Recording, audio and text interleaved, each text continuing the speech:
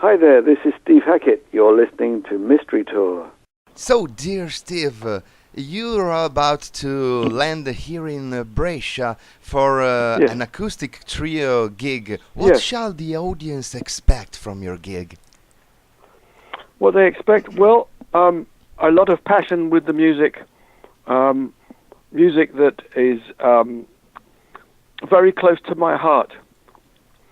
I think in the face of rock music, by comparison, I think acoustic music is very fragile. It's like trying to photograph fairies' wings in a gale or a tempest.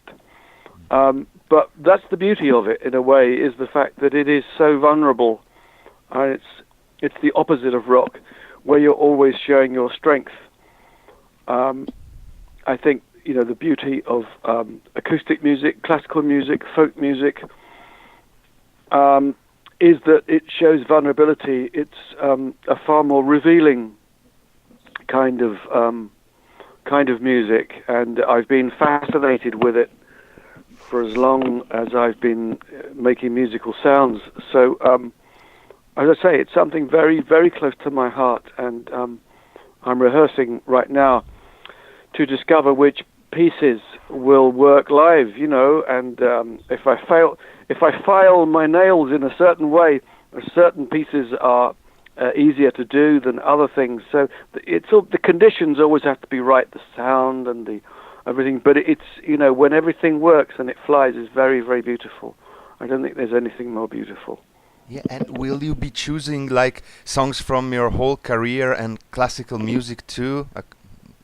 I think that we're going to be rehearsing with the band today, with the trio, and what we find out is what everyone orientates towards, what they remember and what they discover, and we have a flexible idea of what that set is going to be. So it's being put together as we speak. So I'm in personal rehearsals and then rehearsals with the trio, and but I'm looking forward to it tremendously. It's a really different kind of approach, but it has its own kind of magic, and it casts a spell.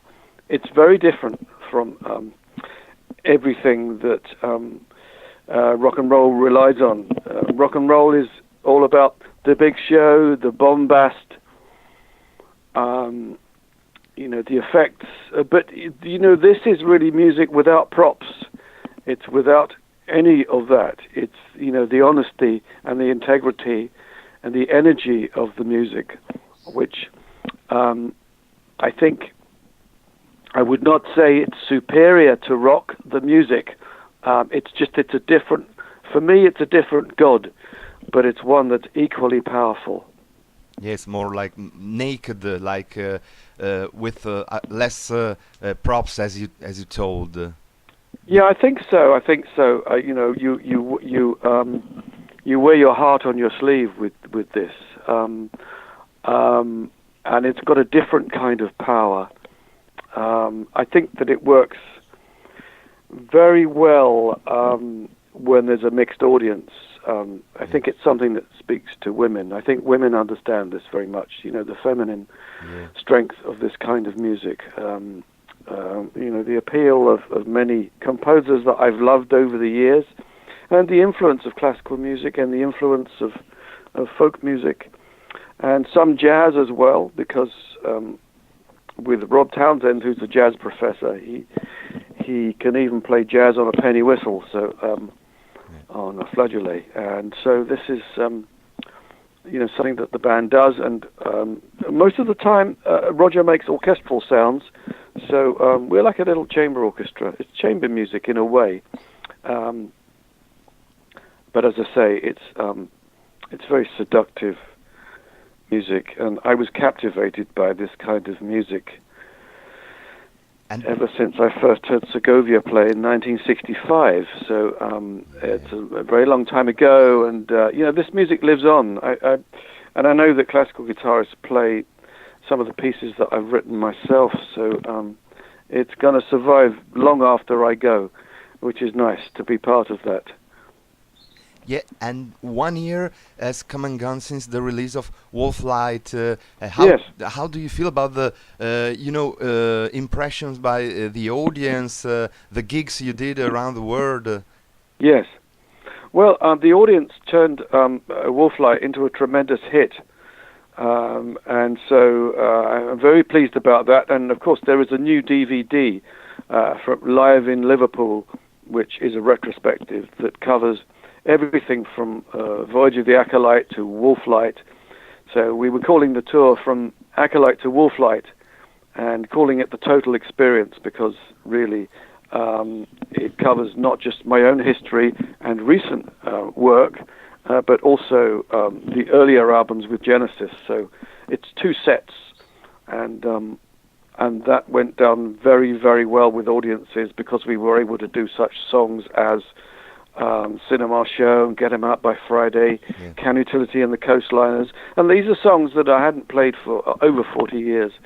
But really, really amazing to see the audience reaction. And the way the band played those songs is I think, devastatingly good is probably the best way to describe it. It's, it's the best of the past, with the techniques of now, and so that stuff really works very well. Whether it was new or old stuff, it was received equally well.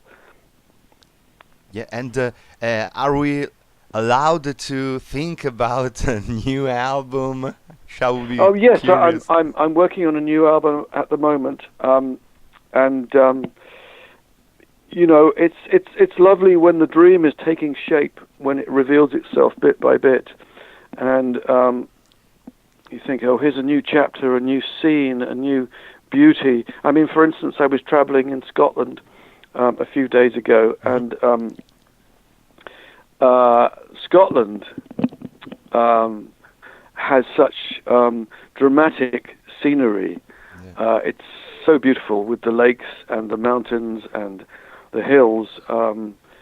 It's very, very lovely. So some of this is an influence on the album that I'm writing at the moment. There are 1 or 2 Scottish themes with it, and so that again, is devastatingly good. I get influenced by all the places that I visit. I mean, I was in Sardinia a few weeks ago as well, working with some of my Hungarian friends, and that was amazing as well. The way that influences everything.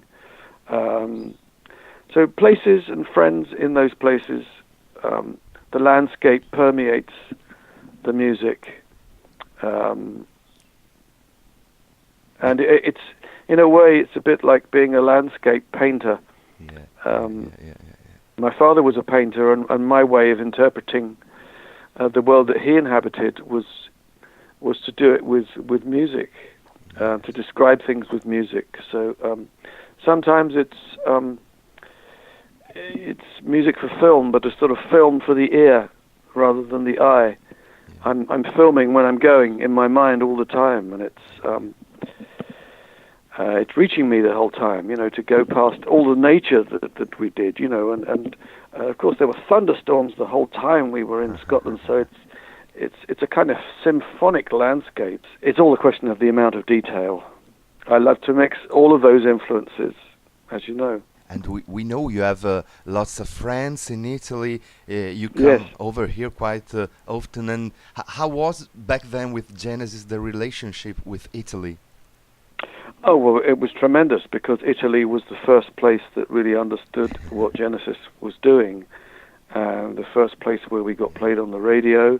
The first place where we started to play Palace Sports, and almost immediately Italy seemed to understand the kind of,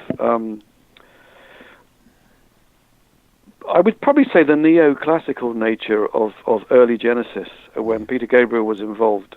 That marriage of classical and contemporary and spontaneous and that sort of the time travel aspect of all of that, which is what made Genesis such a magical band, and earned the respect of other musicians as well as fans. So I think we became a musical force by embracing many different styles of music, and the Italians understood that immediately. If we played a track like Fountain of Salmacis from Nursery Crime, or Water of the Skies from Foxtrot, or Supper's Ready, the Italian audience understood this immediately because of the mythological references, because of the Greek roots that lie at the heart, in a way, of all of Italian history. All of these things were mixed with that. So we were often telling age-old stories. We were a storyteller band in many ways. Many of the songs were based on narrative. They weren't really straight love songs. There was always some kind of reference, in a way, to something larger and wider and deeper and older. I think that was part of the appeal of early Genesis work, which is why it survives and still sells very well. And there are so many tribute bands. And in recent years, I did shows of purely Genesis music, but last year I started to mix it again, of doing my stuff and Genesis stuff, and saying, well, actually, there are less differences than there are similarities between my approach and the Genesis approach. So, for some people, they love the nostalgic thing, and other people want to hear the new stuff. So I mixed it very much to try and satisfy everybody. Which is Steve Hackett's invitation to the audience in Brescia next Thursday? Could you please invite our audience to come over in Piazza Loggia?